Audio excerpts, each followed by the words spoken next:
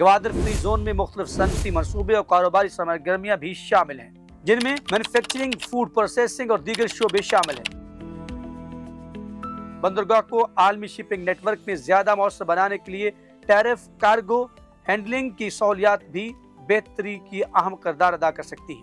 اس کے ساتھ ساتھ جدید digital technology, electronic data interchange اور تیز کارگو کلیئرنس جیسے نظام گوادر کو ایک جدید لاجسٹک مرکز بنانے میں مدد دے سکتے ہیں۔ گوادر کی ترقی صرف سمندر تک محدود نہیں، بلکہ نیو گوادر انٹرنیشنل ایئرپورٹ بھی اس خطے کے لیے ایک اہم انفراسٹرکچر منصوبہ ہے، جس کا مقصد گوادر کو پاکستان کے دیگر شہروں اور مستقبل میں عالمی فضائی رابطوں سے جوڑنا ہے۔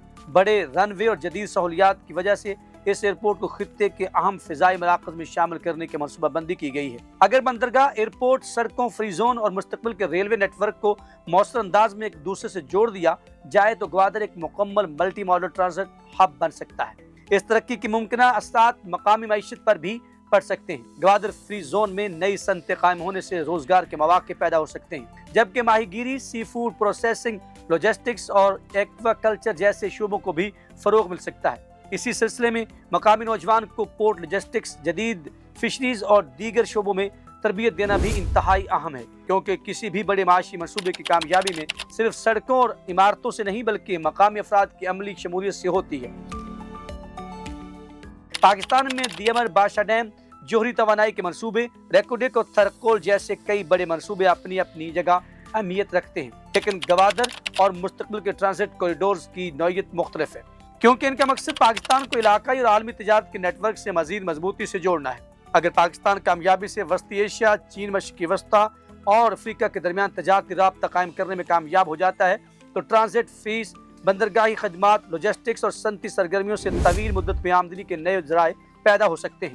گوادر افریقہ کوریڈور کے تصور میں افریقہ کے مختلف اہم بندرگاہی مراکز کے ساتھ رابطے کی بات بھی کی جاتی ہے، جن میں عمان کی سلالہ بندرگاہ، جبوتی، کینیا کی ممباسا، تنزانیہ کے دارالسلام اور جنوبی افریقہ کے دیگر اہم بندرگاہی مراکز شامل ہیں۔ ان رابطوں کا مقصد ایشیا اور افریقہ کے درمیان سامان کی نقل و حرکت کے لیے نئے سمندری اور زمینی راستے پیدا کرنا ہے۔ تاہم یہ بات بھی سمجھنا ضروری ہے کہ دبئی، سنگاپور یا دیگر بڑے عالمی ٹرانزٹ مراکز کو فوری طور پر بائی پاس کرنا کوئی آسان کام نہیں۔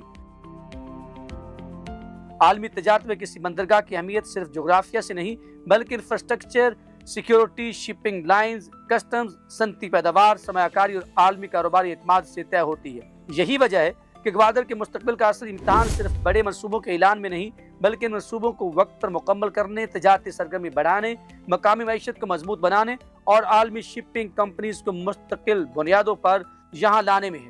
اگر یہ تمام عناصر ایک ساتھ آگے بڑھتے ہیں تو گوادر پاکستان کے لیے ایک اہم معاشی دروازہ ثابت ہو سکتا ہے، جو چین کے بحر عرب کے ذریعے مشرق وسطیٰ اور افریقہ سے جوڑنے میں کردار ادا کرے گا۔ یوں گوادر کے ساحل صرف خاموش لہروں کا مسکن نہیں رہیں گے بلکہ ایشیا اور افریقہ کے درمیان ایک نئے تجارتی نیٹ ورک کی ممکنہ دھڑکن بن سکتے ہیں۔ لیکن اصل سوال اب بھی یہی ہے کہ کیا گوادر واقع دبئی اور سنگاپور جیسے بڑے ٹرانزٹ مراکز کے مقابلے میں ایک مضبوط متبادل بن سکے گا، یا یہ منصوبہ صرف ایک طویل مدتی معاشی خواب بن کر رہ جائے گا؟ آنے والے برس ہی اس سوال کا حتمی جواب دیں گے۔ ناظرین، آپ گوادر افریقہ کوریڈور کے بارے میں کیا رائے رکھتے ہیں؟ کیا یہ پاکستان کو خطے کا اہم تجارتی مرکز بنا سکتا ہے؟ اپنی رائے ہمیں کمنٹ سیکشن میں ضرور دیں۔ ہمیں رہے گا آپ کی فیڈ بیک کا انتظار۔ اب تک اتنا ہی۔ اللہ نے کے بعد